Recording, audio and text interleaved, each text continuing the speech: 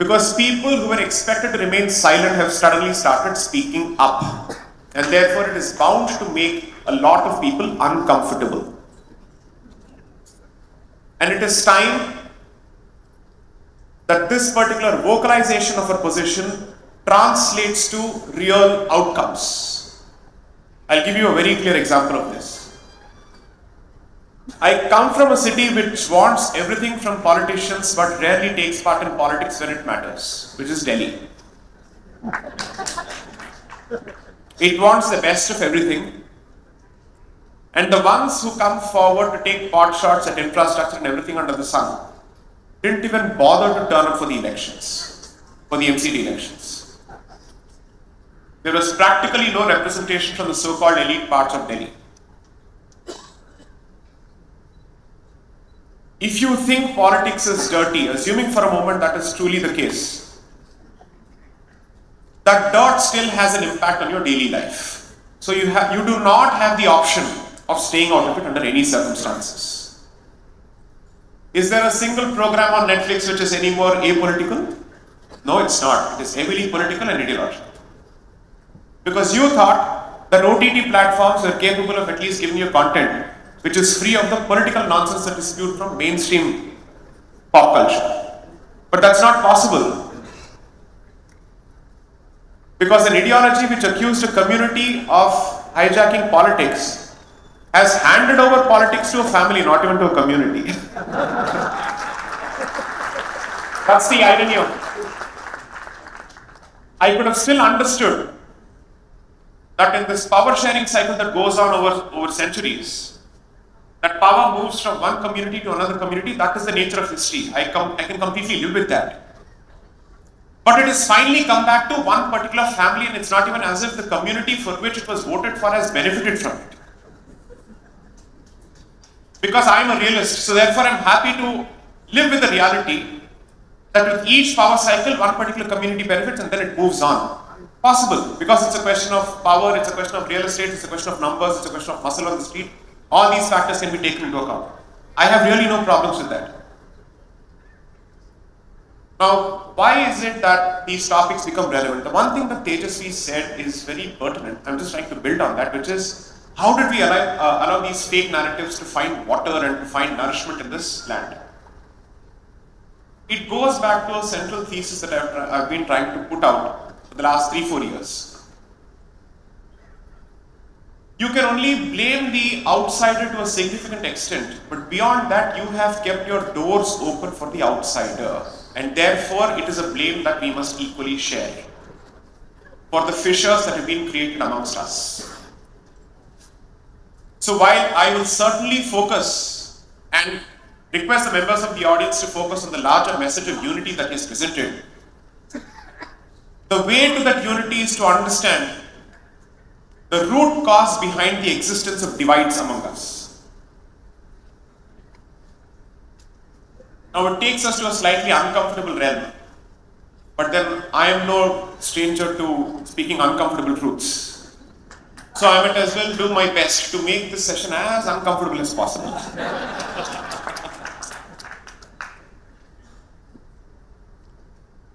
The recent controversy surrounding Ponniyin Selvan as to whether Cholas were Hindus or not, and whether Saiva Siddhanta is part of Hindu fabric or not, we can keep laughing at it because to us it says, what nonsense is this? But there was a very clear politico-theological foundation that was laid in this part of the country for this particular kind of politics to find support. Tejasvi mentions the period from 1915 to 1925. I would just request you to go back perhaps a century before, because the origins of it effectively starts from 1801. So I'll give you just a few timelines. By the time I am done, I will connect the politics of 1801 to the Sabarimala petition of 2016. I will cover everything. What is the nexus between the roots that were laid in 1801 till what happens and what continues to happen in Sabarimala. So 1801, there is a gentleman by the name H.T. Colebrook who comes to this country as part of the gift of Europe, which is colonization. And he effectively says that all languages in this country are to be traceable to Sanskrit. That is the original position of the Christian missionary in this country. Now, which was the first part of Bharat that was effectively colonized? Bengal. So what are the major regions? You have the Bengal Presidency, you have the Madras Presidency, then you have the Bombay Presidency, and then you have Allahabad. That's how exactly these presidency courts were set up. So if you read the politics of Bengal and you read the politics of Madras, you will have a very clear picture of how the missionary movements moved. How is it that every reform movement with respect to Hinduism starts exactly in those places where the British power center is established? And along with that, the missionary comes with him. So by 1801, their position broadly based on the Oriental school of thought about Bharatiya philosophy that is set up by missionaries in Bengal is that Sanskrit is the mother of all languages. This is the original position.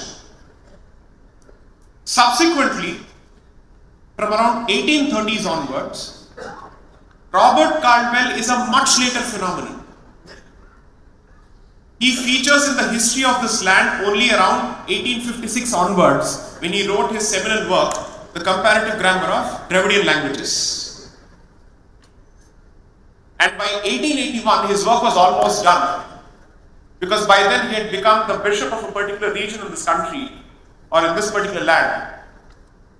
And you will perhaps have a very clear picture as to why does the demographic composition reflect a certain way. He became the bishop of Tirunelveli. So don't be surprised at the demographic composition of that particular part of the country, because the investment is not 100 years old. The investment is close to 200 years old in that particular region. So you're not fighting DMK, you're not fighting DK, you're not fighting Justice Party, you're fighting the investment which was much prior to the Justice Party, which was older to the Justice Party by at least a century. At the very least. So prior to him, there were two administrators, Francis Ellis White and another gentleman, Campbell, Alexander Campbell, who come to this part of the country because you see, India was first of all a punishment posting for people in the civil services in England. Because this is a hot country, dirty country, heathens, pagans, idol worshippers, black people.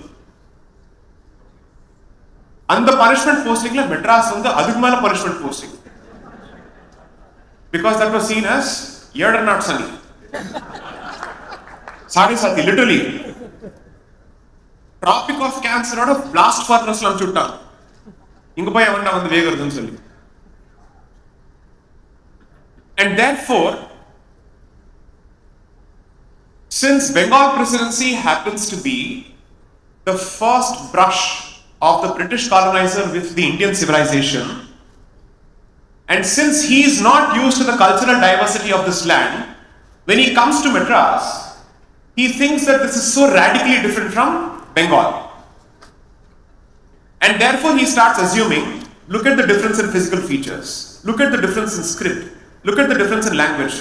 100% these are people from a different race. That's how their understanding starts.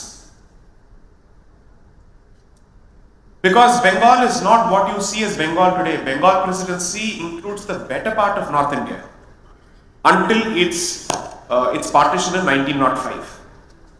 So they see a certain culture there, and Madras Presidency goes right from the bottom until Odisha. And they say all these features and the difference in features must be attributed to something very, very fundamental. And that is a difference in race. Now you have to realize that simultaneously, as Tejasvi pointed out, missionaries are trying to find out what is the best way to convert.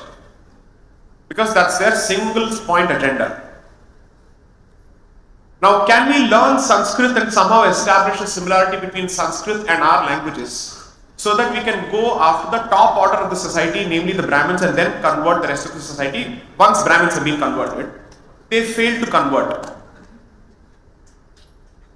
And the worst part is, they thought we can give them a certain incentive by making them a part of the administrative infrastructure, teaching them English and whatnot. Poor people, they didn't realize that these Aryans were better at English than them. There are records which have been captured in a fantastic book that was published in 1969 by an American journalist by the name Eugene Urshik. EU, for people who wish to read, Eugene. Urshik is IRSCHIK. His birthplace was Kodaikanal. And this fellow captures all the correspondence and the frustration of the British man saying, we thought we will teach them, they come to the establishment and they're teaching us.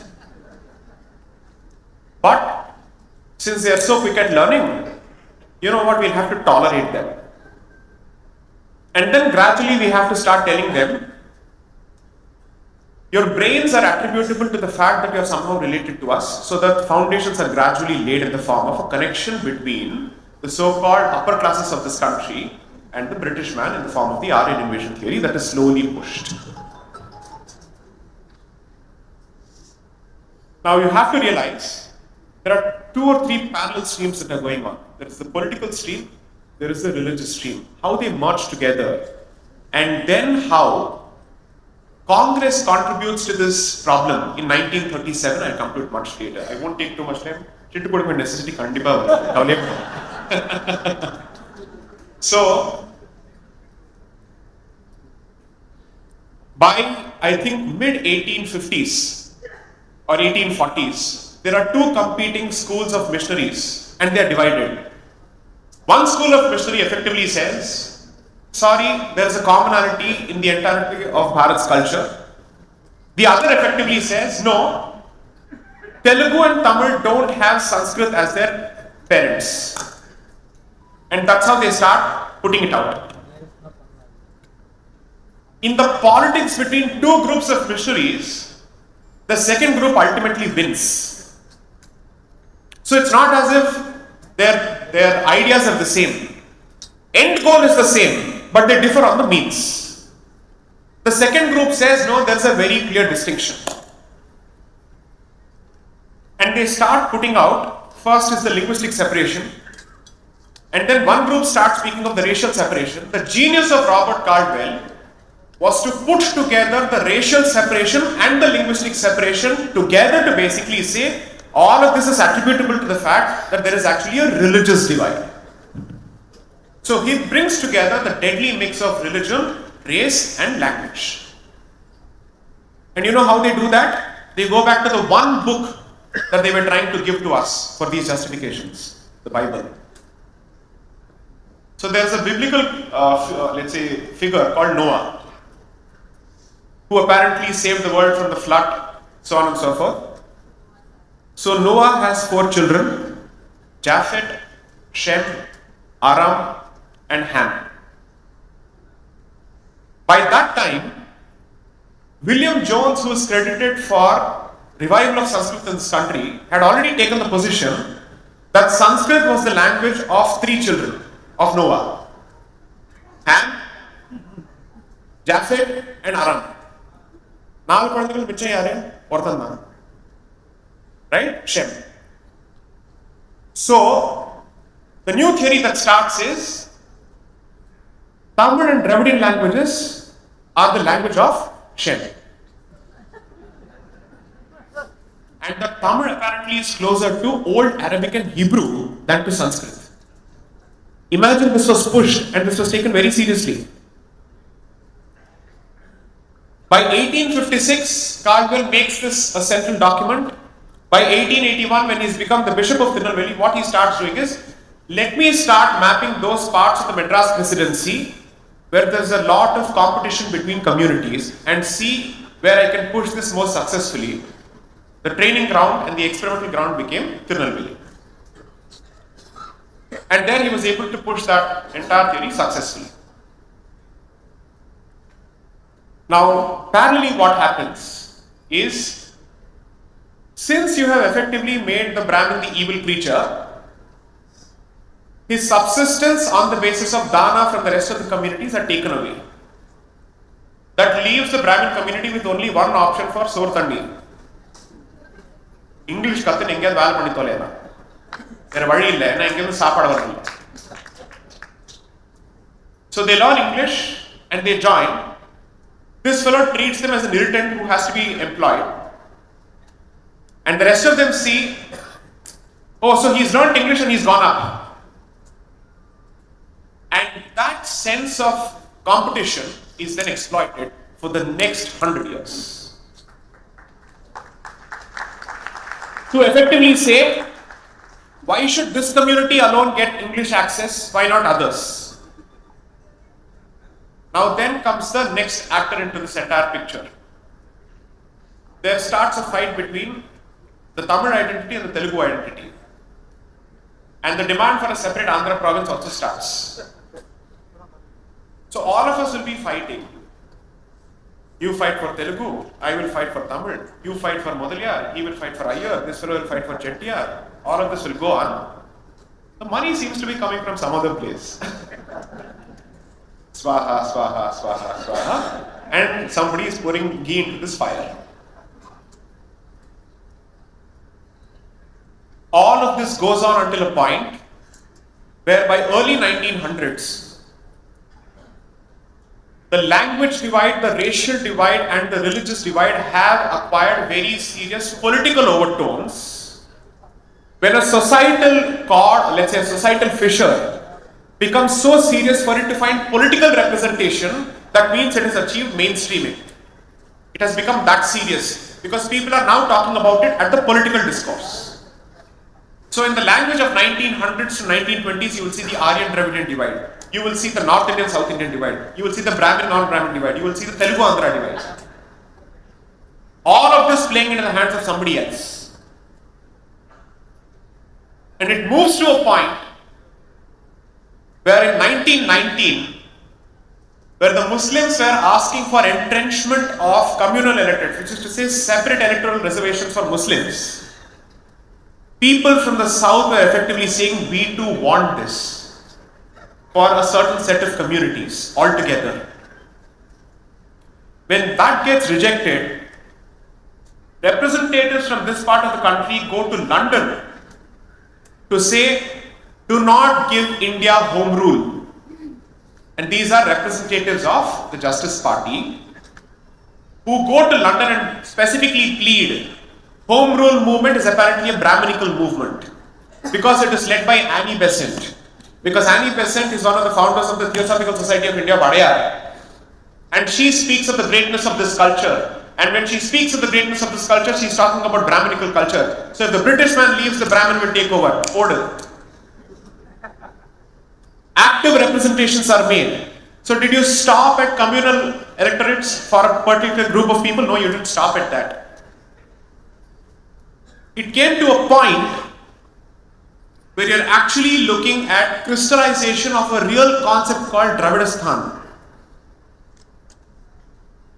Because by then the point that is being made is, as long as we are part of Bharat, Tamil Nadu and this particular part of this country will always receive secondary treatment because that victimhood was fed into our minds by the British administrator who didn't want to come here because he thought this was the worst of punishment posting, and that was fed further by the missionary.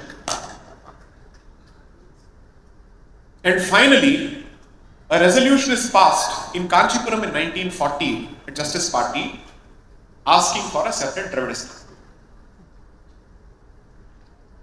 Now they thought they would get a brilliant partner in this with Muhammad Ali Jinnah because he was asking for Pakistan.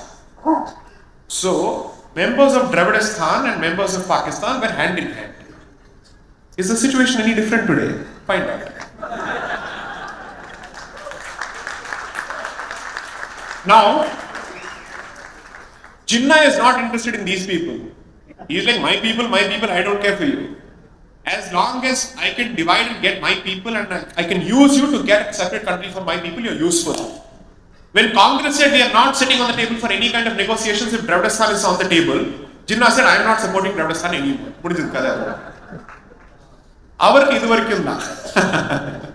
So I thought of value step. Then what will these Anades do? They have no other option but to continue crying. No, Dravidistan, we have to do something about it. So from 1940 until 1963, effectively when, let's say, from Justice Party it is moved to DK, from DK it moves to DMK, and then there's a clear parting of ways in terms of societal initiatives by our Dadi Periyar and by Annadurai on the other hand. This movement continues.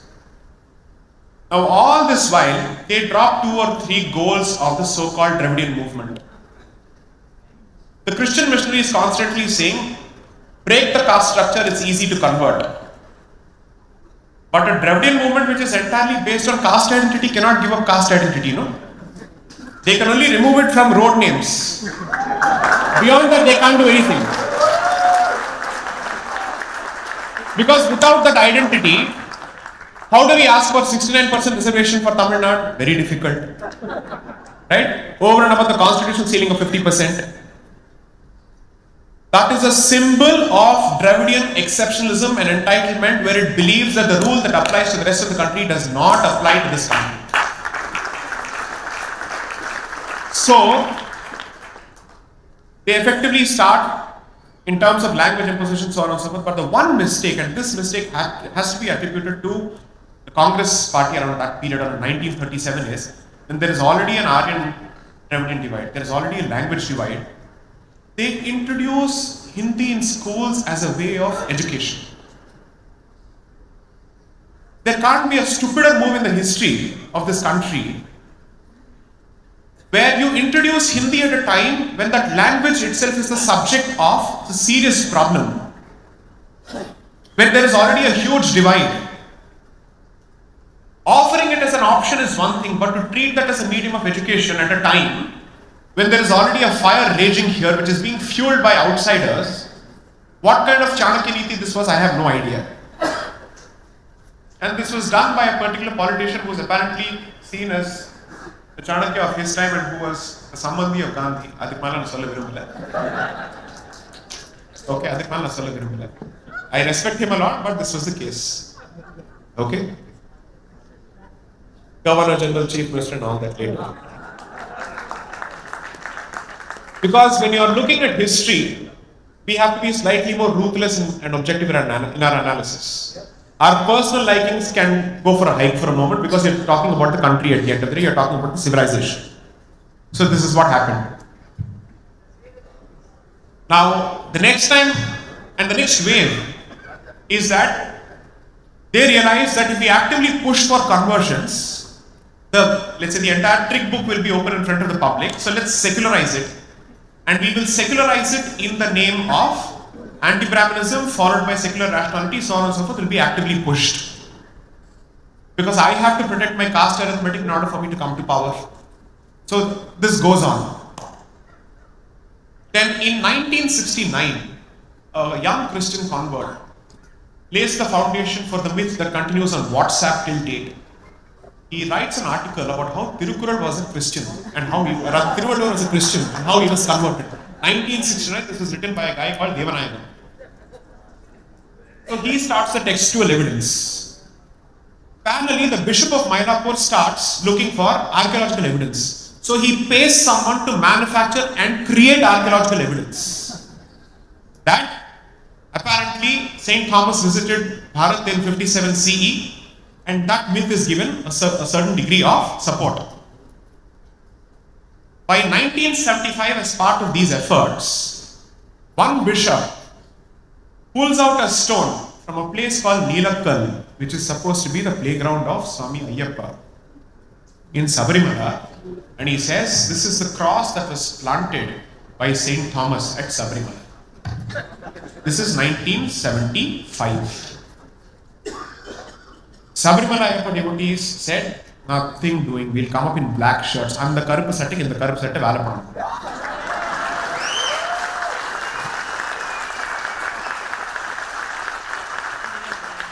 DKயோட கருப்புக்கு ஐயப்பனோட கருப்பு தான் பதில். I say this because that is one temple where all so-called caste differences merge and die.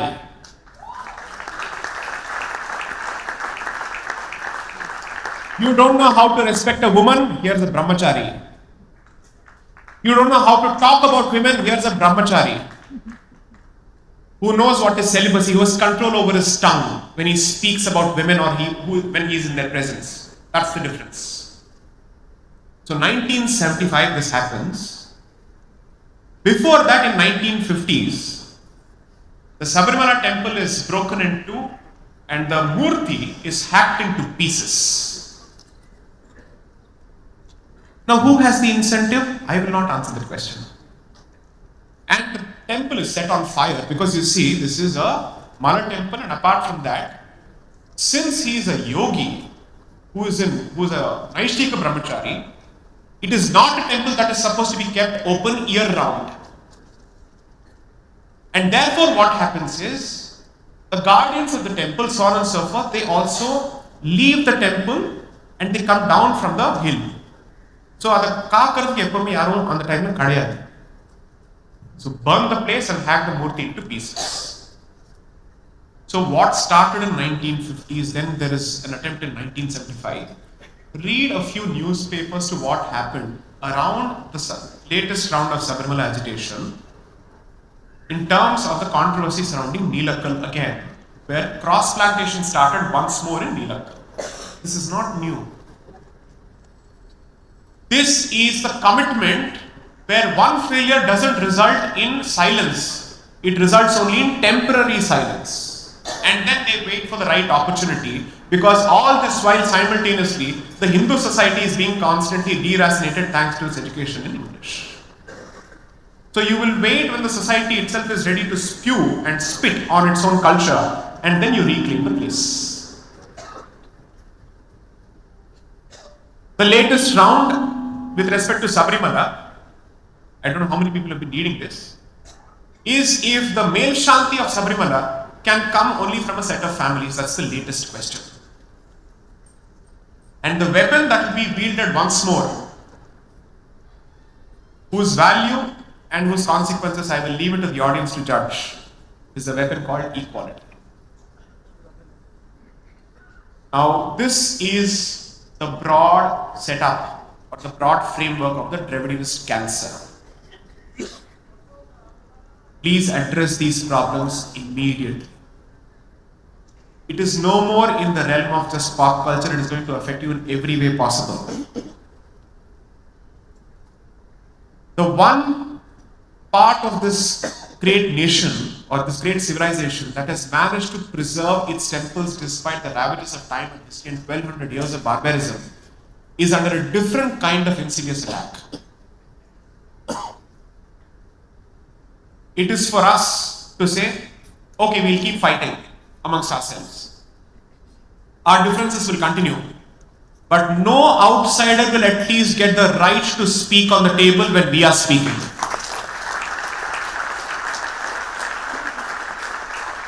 The ideal goal would be to somehow find a way to submerge these differences, but that's a long-term process. But at the very least, in the interest of survival, do not let an outsider partake in these discussions.